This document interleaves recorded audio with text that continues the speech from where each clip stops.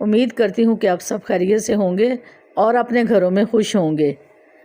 आज की जो रेमेडी और टोटका मैं आपको बताऊंगी वो बहुत ही अहम है, उसको आप नोट डाउन कीजिए और शुरू से लेकर आखिर तक देखिए।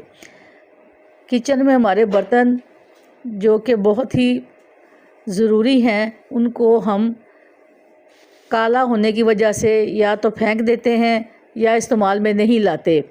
और आपको पता है कि महंगाई कितनी हो चुकी है, बाज़ औक़ात गैस नहीं आती तो हम सिलेंडर पे काम करते हैं और सिलेंडर में से जो कालख निकलती है वो इन बर्तनों में जम जाती है और ये बहुत काले हो जाते हैं। और हम इसको जितना मर्ज़ी रगड़ रगड़ के साफ़ करें तो ये सफाई इसमें नहीं होती। तो मैं आपको क्लीनर बनाना सिखाऊंगी, क्योंकि महंगाई की वजह से हम बर्तन नहीं दोबारा बार बार ख़रीद सकते, इन्हीं को क्यों ना हम साफ़ करें। और ये क्लीनर जो बना रही हूँ आपने इसको बहुत गौर से देखना, और इतना आसान है कि आपका ये 100 रुपये में सारी चीज़ें आ जाएंगी थोड़ी थोड़ी करके। तो आप इनको मिला के मिक्स करके एक बार इस्तेमाल करके देखें कि आपको कितना इसमें फ़ायदा होगा और आपके बर्तन चमक जाएंगे। इसके लिए मैंने थोड़ा सा पानी लिया है और इसमें मैंने कास्टिक सोडा डाल दिया है और उसको मैं मिक्स कर रही हूँ पानी में।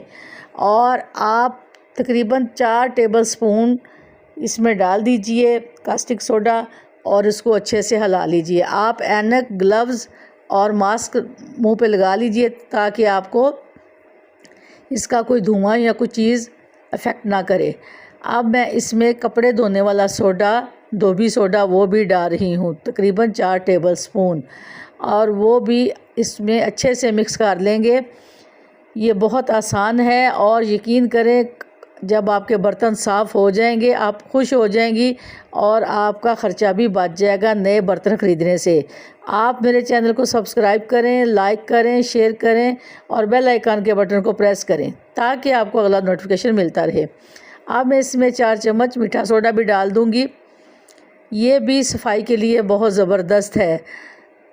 ये काली चीज़ों को जो कि बहुत ज़्यादा ज़िद्दी दाग हो चुके होते हैं उनको सफाई के लिए मीठा सोडा भी आप इस्तेमाल करें। अब मैं इसको फिर दोबारा से इसी पानी में इसको अच्छे से मिक्स कर लूँगी ताकि जब हम काले बर्तन इसमें रखेंगे तो ये उन बर्तनों पे बहुत जल्दी असर करेगा। अब मेरे पास काला साबुन है, वो भी मैं इसमें डाल दूँगी। काले साबुन से भी बर्तन बहुत साफ़ होते हैं, ये तो आपको पता ही होगा। अब देखें ये जो काला साबुन है वो इसमें मैं डाल रही हूँ और इसको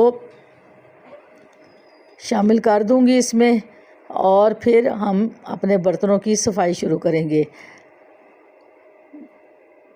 ये कोई इतनी चीज़ें महंगी नहीं है, आप इन चीज़ों को थोड़ी सी लागत में घर में तैयार कर सकते हैं और इतने इतने कीमती बर्तन जो कि हमारे ज़ाया हो जाते हैं और उनको हम दोबारा साफ़ करके इस्तेमाल में ला सकते हैं। आप इस तरीके को ज़रूर नोट डाउन कीजिएगा। और वो बच्चियां जो भी सीख रही हैं और उनको आजकल छुट्टियां भी हैं, वो भी ये इस तरह की चीज़ें सीख लिया करें ताकि ज़िंदगी में काम आ जाती हैं और आप ज़रूर बर ज़रूर इसको इस्तेमाल कीजिए। अब ये मैंने चारों चीज़ें इसमें मिक्स कर दी हैं और फिर मैं आपको बताऊंगी कि जो मेरा काला बर्तन है इसमें डाल के आपको सफाई करके दिखाएंगे। और आप जब अपने काले बर्तनों को साफ़ करेंगे तो मुझे कमेंट ज़रूर कीजिएगा, और ताकि मुझे पता चले कि आप लोगों ने अपने घर के काले बर्तन, ये देखें मेरे पास काली कढ़ाई थी जो किचन में बहुत ज़्यादा इस्तेमाल होती है, और ये सिलेंडर पे इतना ज़्यादा काली हो चुकी थी कि बस धोने के बाद भी सफाई नहीं इसमें होती थी। हर तरह का डिटर्जेंट और पाउडर बर्तनों को, ये कढ़ाई मैंने अब इस टब में डाल दी है जिसमें मैंने ये लिक्विड तैयार किया है, और अब इसमें मैंने कढ़ाई रख दी है और कढ़ाई में पानी भी डाल दिया है ताकि इसका बैलेंस ठीक रहे, नहीं तो ये एक तरफ से झुक जाती है और कढ़ाई इसमें थोड़ी सी डूब जाएगी, इसलिए मैं कहती हूँ कि आप इसमें थोड़ा पानी डाल लीजिए। अब बैलेंस पूरा हो गया, ये खड़ी हो चुकी है। अब आपने इसको तकरीबन 1 घंटे के लिए, ये बहुत कम टाइम है, हो सके तो 5-6 घंटे इसको भिगा रहने दीजिए। मुझे आपको दिखाना है इसलिए मैंने तकरीबन 1 घंटा इसको इसमें डुबोया है। और ये देखें 1 घंटे के बाद मैंने इसको बाहर निकाल लिया है। अब आपके पास अगर मोटी तारें हैं, मेरे पास इस वक्त नहीं है, मैंने स्कॉच ब्राइट लिया है और बारीक तारें और जाली जो कि बर्तन धोने वाली है वो भी आप लें। मोटी तारों से ये ज़्यादा बेहतर साफ़ होगा।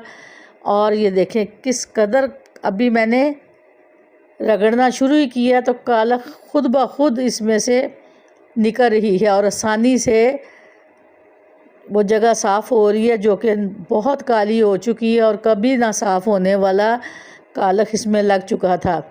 अब मैं इस स्कॉच ब्राइट को अच्छे से रगड़ रही हूँ और ये देखें किस तरह साफ़ सुथरा